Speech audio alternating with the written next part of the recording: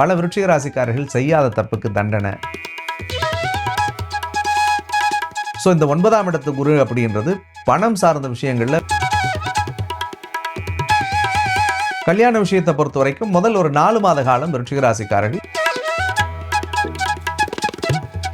மாணவர்களை பொறுத்த வரைக்கும் விருச்சிக ராசிக்காரர்களுக்கு வருஷத்தோட தொடக்கத்திலே 7வது பார்வையா குரு பகவான் 2ஆம் இடத்தை பார்க்கிறார். ஸோ 2 குரு பார்க்கறதுன்றது பட் நிறைய விருச்சிக ராசிக்காரர்களுக்கு இந்த வருடம் முழுக்க நிறைய இடமாற்றம் ஏற்படும். ஏன்னா வேலை தொழில் இது சார்ந்ததில் கொஞ்சம் 1க்கு 4 தடவை யோசிச்சுட்டு பண்ணு. குரு பார்க்குற இடம் உங்களுக்கு சூப்பராக இருக்குன்னு சொன்னாலும் கூட அஷ்டமத்து குரு கண்டிப்பாக இந்த டைமில் ஃபவுண்டேஷனை போடட்டும், அதுக்கு பிறகு அடித்து தூள் கிளப்பி அவங்க பெரிய வெற்றியை கொடிய நாட்டுவார்கள். வணக்கம் சார். வணக்கம்மா. சார், விருச்சிக ராசிக்காரர்களுக்கு இந்த 2026 புது வருடம் என்ன மாதிரியான பலாபலன்களை இருக்க போகுது, அதை பத்தி சொல்லுங்க சார்.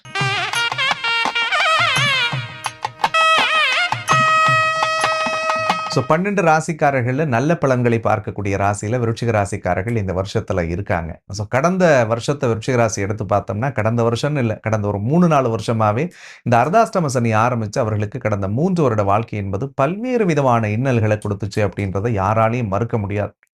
எங்கேயும் நான் நிலையாக இருந்துட்டேன், தெளிவாக இருந்துட்டேன், சந்தோஷமாக இருந்துட்டேன்னு சொல்ல முடியாது. வேலையாக இருக்கட்டும், தொழிலாக இருக்கட்டும், குடும்ப உறவுகளாக இருக்கட்டும், அல்லது பணம் சார்ந்த விஷயங்களாக இருக்கட்டும். ஸோ இதெல்லாம் நிறைய நெருக்கடிகளை அனுபவிச்சுட்டு இருந்தாங்க. பல விருச்சிக ராசிக்காரர்கள் செய்யாத தப்புக்கு தண்டனை, பண்ணாத பாவத்துக்கு பழி, தான் பணமே வாங்காத அதுக்கெல்லாம் வட்டி கொடுத்துக்கிட்டு இருந்தாங்க. பல பேருக்கு அஷ்டமத்தில் குரு போன ஒரு வருஷம் முழுக்க இருந்துச்சு. 8ல் குரு இருந்துச்சுன்னா அது இம்ம 8னில் வாலி பட்டம் இழந்ததுன்னு சொல்லி நம்ம படிச்சிருப்போம் ஜோதிட சாஸ்திரத்தில்.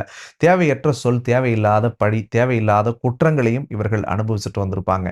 ஆனால் இந்த சிக்கல்களிலிருந்து இவர்களை மீட்டு கொண்டு வந்து 9ஆம் இடத்திற்கு வரக்கூடிய குருவால் ஒரு மிகப்பெரிய உச்சபலனை அடையக்கூடிய ராசியாக இந்த ராசி இந்த வருஷத்தில் இருக்க போகுது. ஓகே. ஸோ இவங்களை பொறுத்த வரைக்கும் இந்த 2026 பண வரவு எப்படி இருக்கும் சார்? தனவரவை பொறுத்த வரைக்கும் 9ல் குரு வந்துட்டாலே பாக்கிய ஸ்தானத்தில் குரு வரும்பொழுது நிச்சயமாக ஒரு எதிர்பார்த்திராத ஒரு தனவரவு இவர்களுக்கு உண்டு. எதிர்பார்க்காத ஒரு ஜாக்பாட், எதிர்பார்க்காத ஒரு திருப்பம். ஏற்கனவே ஏதாவது ஒரு விஷயத்தில் இன்வெஸ்ட் பண்ணி வச்சுருப்பாங்க. அந்த விஷயம் அவங்களுக்கு ஒரு பெரிய ரிட்டர்ன்ஸ் அந்த காலகட்டங்களில் கொடுக்கும்.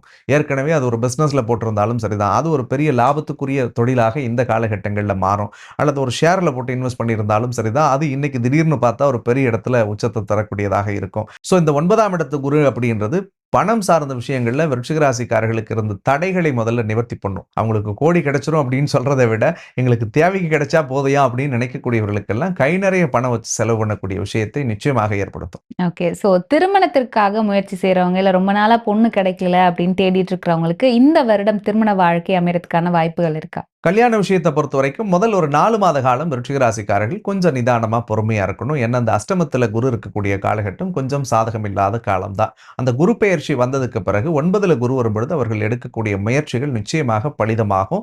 நீண்ட நாட்களா திருமண வயதிலிருந்து திருமணம் நடக்காதவர்கள் அல்லது திருமணமாகி திருமண உறவுக்குள்ள பெரிய சந்தோஷத்தை அனுபவிக்காதவர்களுக்கெல்லாம் இறைவனுடைய அருளோடு திருமணம் ஆகாதவர்களுக்கு திருமணமும், திருமணமாகி அந்த திருமண வாழ்க்கையில பிரச்சனைகளை சந்திச்சவர்களுக்கு மறுமணத்தையும் ஏற்படுத்தக்கூடியதாக கண்டிப்பாக அமையும் இந்த வருஷத்தில். ஓகே. சோ உடல் ஆரோக்கியத்தை பொறுத்த வரைக்கும் இந்த வருடம் எப்படி இருக்கும் சார்? ஆரோக்கியம் சார்ந்த விஷயத்தை பொறுத்த வரைக்கும் விருச்சிக ராசிக்காரர்களுக்கு ஒரே ஒரு அட்வைஸ் தான், கோவத்தை குறைக்கணும்.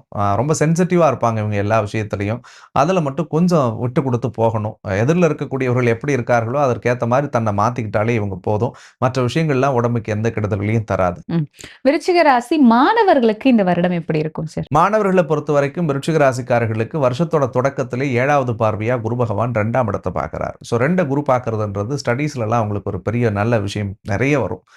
நிறைய போட்டித் தேர்வு எழுதக்கூடிய மாணவர்களுக்கெல்லாம் கண்டிப்பாக அதில் நல்ல ரிசல்ட்ஸ் வந்து ஒரு நல்ல வேலை வாங்குவாங்க. வெளிநாடுகளுக்கு சென்று படிக்கணும் அப்படின்னு நினைக்கக்கூடிய மாணவர்கள் யாராக இருந்தாங்கன்னா, ஸோ அதுக்கு எக்ஸாம்ஸ் எழுதுனா கண்டிப்பாக அந்த ஆப்பர்ச்சுனிட்டிஸ் எல்லாம் அவங்களுக்கு கிடைக்கும். அரியரோட இருக்கும் சார் அப்படின்னு நினைக்கிறவங்க கூட அந்த குரு பார்வை வர்றதுனால கண்டிப்பாக அந்த அரியர்ஸ்லாம் கிளியர் பண்ணுறதுக்குரிய வாய்ப்பையும் ஏற்படுத்தும். ஓகே. ஸோ விருச்சிக ராசிக்காரர்கள் வேலை வாய்ப்பு என்ன மாதிரி இருக்கும்? வெளிநாடுகளுக்கு வேலைக்கு முயற்சி பண்றவங்க, இல்ல கவர்மெண்ட் வேலைக்கு முயற்சி பண்றவங்களுக்கு இந்த வருடம் சாதகமா இருக்குமா? விருச்சிக ராசியை பொறுத்தவரைக்கும் 10வது இடத்துல இப்ப கேது பகவான் வந்திருக்கார். ஸோ 10ல கேது வந்திருக்கிற காலகட்டம் என்பது வேலையில கொஞ்சம் விட்டு குடுத்து போகணும் இந்த பீரியட்ஸ்ல. வேலையில கண்டிப்பா தேவையில்லாத சில பல அழுத்தங்கள் ஏற்படும் இந்த வருடத்துல. அத மறுக்க முடியாது. அதுல கொஞ்சம் விட்டு குடுத்து போகணும். உயரதிகாரிகள்ட்ட முறைச்சுக்காம, கொஞ்சம் பொறுமையா, நம்ம திறமையால பதிலடி குடுக்கணும்னு மட்டும் இவங்க மனசார நெனச்சாலே போதும். பட் நெறைய விருச்சிக ராசிக்காரர்களுக்கு இந்த வருடம் முழுக்க நெறைய இடமாற்றம் ஏற்படும். ஏன்னா கேது 10ல இருக்கிறதுனால, அவங்க ஒரே இடத்துல ஸ்டேபிளா இருக்கிறதுக்குரிய வாய்ப்பை ஏற்படுத்தாது. ப்ரமோஷன் வேணும்னு நினைச்சவங்களுக்கு ப்ரமோஷன் கிடைக்கிறதுக்குரிய வாய்ப்பு இருக்கு. ட்ரான்ஸ்ஃபர் வேணும்னு நினைக்கிறவங்களுக்கு ட்ரான்ஸ்ஃபர் கிடைக்கும். ஏன் அவங்க உட்கார்ற சேர்லயாவது கண்டிப்பா இந்த வருஷத்துல மாற்றம் வரும். இந்த கேபின் உங்களுக்கு இல்ல, அந்த கேபின் போங்க அப்படின்னு சொல்லுவாங்க.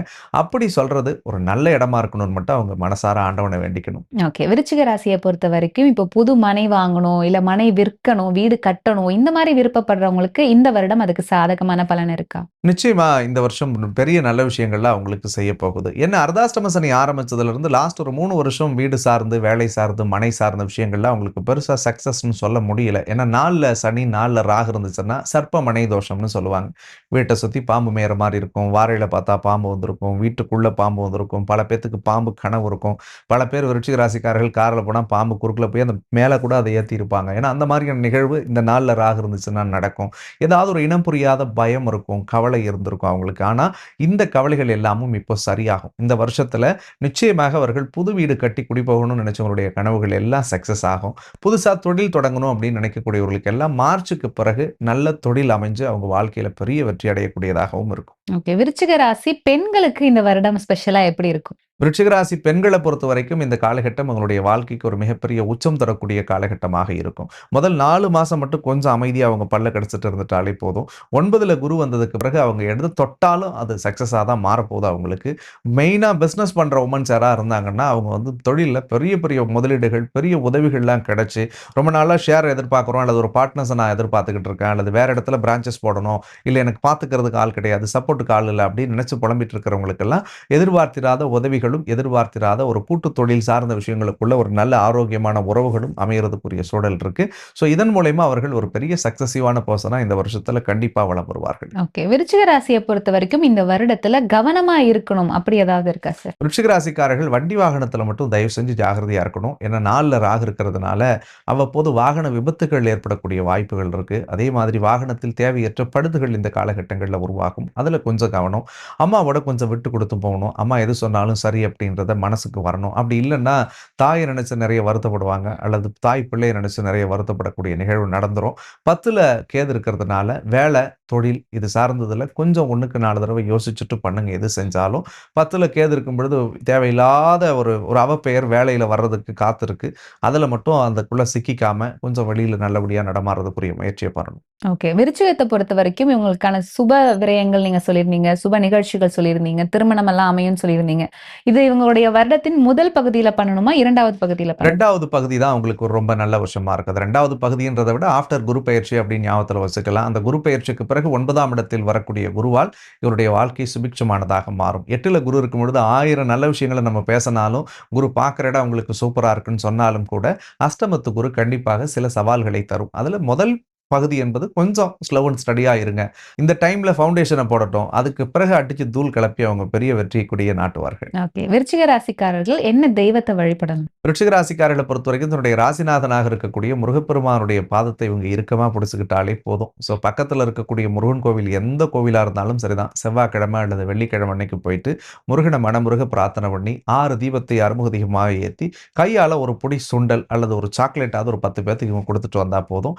இன்னைக்கு இருக்கக்கூடிய எல்லா இடர்கள்ல இருந்தும் மீண்டு அவங்க வாழ்க்கைக்கு ஒரு பெரிய வெற்றியை தரக்கூடிய காலமா அமையும் அது. சோ விருச்சிக ராசிக்காரர்களுக்கு இந்த 2026 என்ன மாதிரியான பலாபலன்கள் இருக்கும் அப்படின்றத பத்தி தெளிவான விளக்கம் கொடுத்தீங்க. நன்றி சார். நன்றி.